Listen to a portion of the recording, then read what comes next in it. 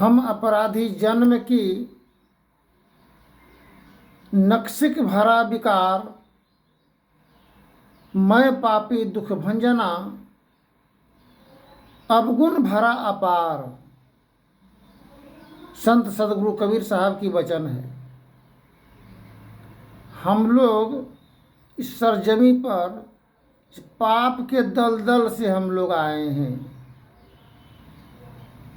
इस पाप के क्षमा और निवारण और समाधान हेतु हम लोग यत्र तत्र भटकते हैं।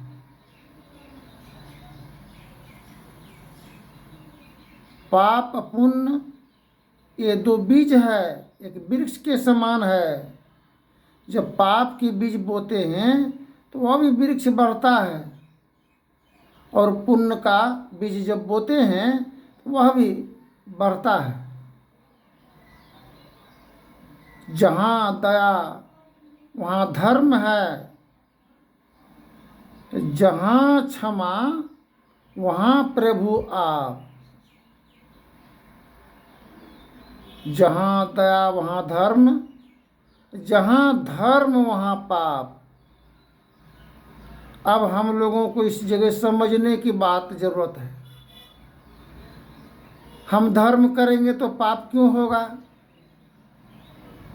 जब दया करेंगे तो धर्म होगा ही। सभी की दिल की सहानुभूति मिलेगा, प्रेम मिलेगा, श्रद्धा मिलेगा, आदर कदर मिलेगा, और दिल से दुआ मिलेगा ना। बहुत अच्छा आदमी है, बहुत धर्मी है, कितना विचार है। जब भी जरूरत पड़ता है तो हम लोग खाली हाथ नहीं लौटते हैं, अथाह संभवतः सहायता उपलब्ध हो जाता है। तो दया किए तो धर्म हुआ, और जब धर्म किए तो पाप हो जाता है। पाप कैसे होता है? एक आदमी बहुत दुख में पड़ा हुआ था, नदी में बकरा, नदी में घर द्वार कट गया, बाल बच्चा तंग तबाह हो गया। आकर के कुटुंब अपने जीजा जी को कहा कि हमको थोड़ा सहायता कीजिए 500 टका का। घर में कट गया है, बाढ़ आया, सब कुछ दहा भसा गया है, बाल बच्चा का खाने के लिए भी कुछ नहीं है।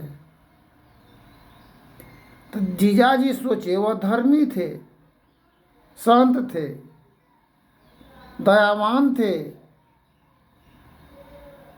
बोला 500 टका से क्या होगा, 5 दिन में खा जाइएगा, उसके बाद का व्यवस्था। बोला कैसे, तब क्या करेंगे? बोला गाड़ी भाड़ा करके देते हैं, आप जितना सामान जो भी बचत है सब तो ले आइए, और यहाँ आपको ज़मीन उपलब्ध कराएंगे और रोजगार उपलब्ध कराएंगे, जिससे सदैव जीवन भर बाल बच्चों का परवरिश होता रहेगा। यत्र तत्र भटकने की आवश्यकता नहीं होगा। लाए उनको गाड़ी पर लाद करके, सब बहुत पैसा लगा उस समय में गाड़ी पर लाने में, 500 टका नहीं दिया, लेकिन 10 लाख का संपत्ति उसको उपलब्ध किया।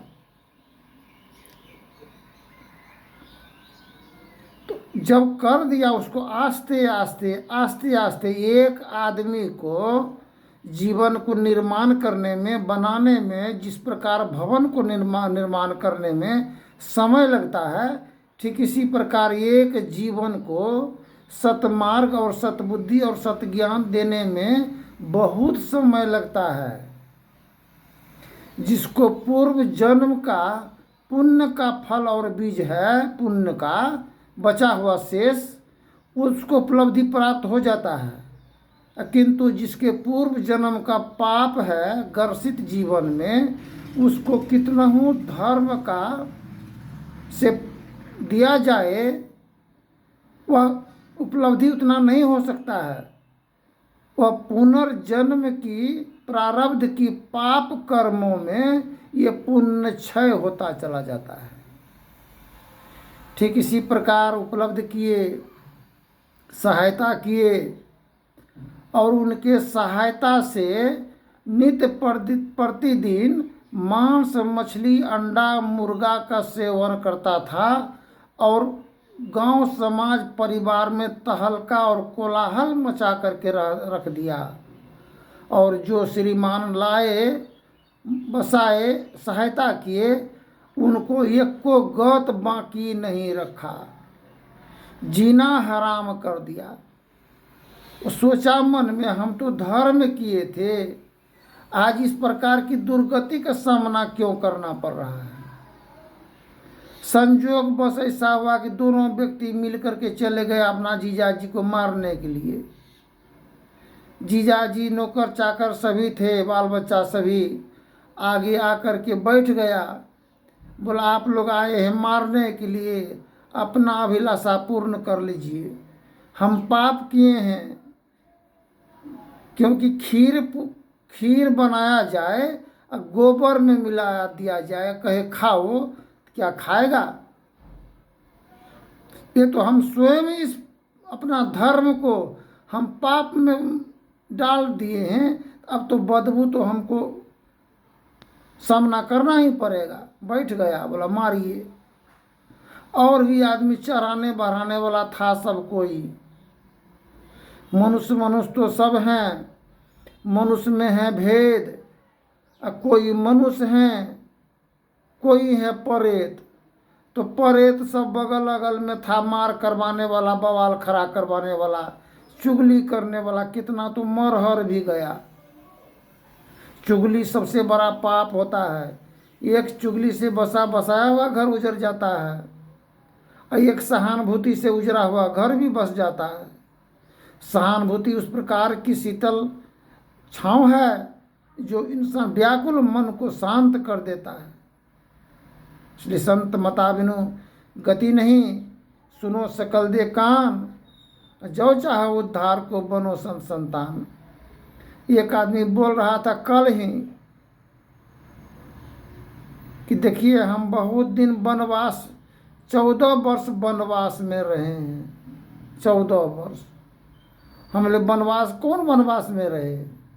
बोला, प्रभु श्री राम जी जैसे वनवास में किए थे न वनगमन, इसी प्रकार परिवार से हमको विरक्त होकर के वनवास में रहना पड़ा। आप वनवास के संबंध में जानते ही नहीं हैं कि वनवास का मतलब होता क्या है। वन है कहाँ, किसको वन कहते हैं। तो सबसे बड़ा वन है वृंदावन। अब वृंदावन है कहाँ।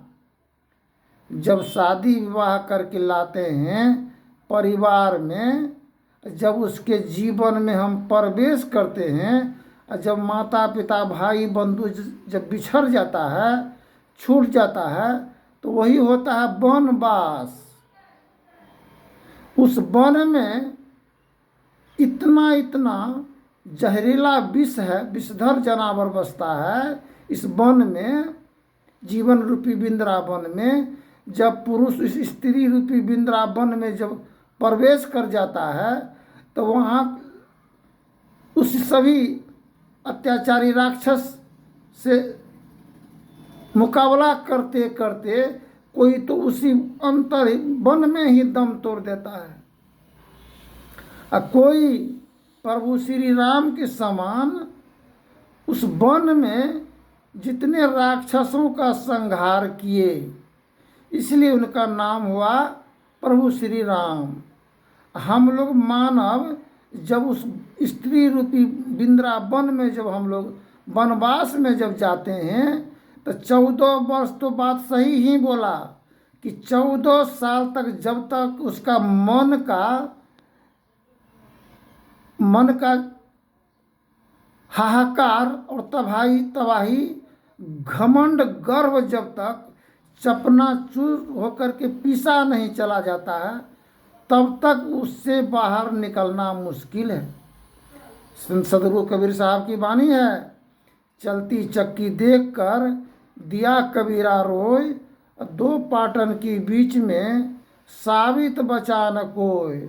जो उस चक्की में चले जाते हैं, कोई हैं जो बिरला, जो साबित बच जाते हैं, जो कील के सहारे पड़ा होता है, वो साबित बच जाता है। वही गुरु कील के समान होते हैं, माता पिता कील के समान होता है। जो माता पिता के अनुसरण में सहयोग में रहते हैं, उनकी आज्ञा वचन को मानते हैं, उनकी प्रेम रूपी शीतल छाँव में जिनका जो रहते हैं, वो पीछे कुटे नहीं जाते हैं, वो अमानत ही बच जाता है। उनका जीवन सफल होता है जीवन, उस वृंदावन से निकल जाता है और अपने जीवन को सफल बनाता है। साथ ही साथ बाल बच्चे, परिवार, कुटुंब सभी का जीवन धन एवं कृतार्थ होता है। और उस वन के अंदर में इतना बड़ा गंदगी बदबू का अंबार पड़ा होता है, जो बड़े बड़े राक्षसों का सामना करना पड़ता है। तो वाणी ऐसी बोलिए, मन की आपा खोए, औरों को शीतल करे, आप हो शीतल होए।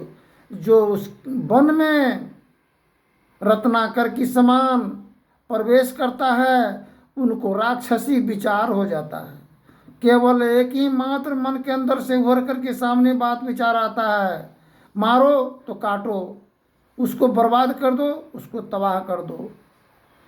एवं प्रकार से कितने पाप जीवन में जमा हो जाता है। इसलिए गुरु महाराज की वाणी है, पाप समूह है दरसते भागे, निसी अंधियारी हदस भागी, सुख मनिया में मोरी नजर लागी, सुख मनिया में मोरी नजर लागी। भा प्रकाश उग गई अंतर में, भा प्रकाश उग गई अंतर में, निसी अंधियारी हदस भागी, सुख मनिया में मोरी नजर लागी।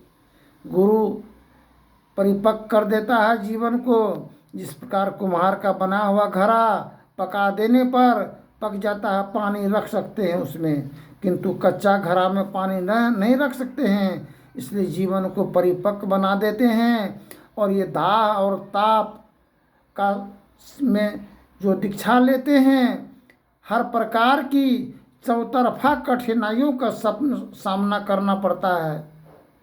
इसलिए निंदक नियरे राखिए, आंगन कुटी छवाए, बिन साबुन बिन पानी निर्मल करे सुभाए। निंदा करने वाला अक्सर खास करके घर के ही परिजन होते हैं। इसलिए उनको श्रद्धा और सहानुभूति प्रेम से उनको विश्राम और महल की आवश्यकता देना चाहिए, और उससे लड़ना और झगड़ना नहीं चाहिए। धन्यवाद। जय हिंद, जय भारत। आगे के प्रसंग में बोलेंगे।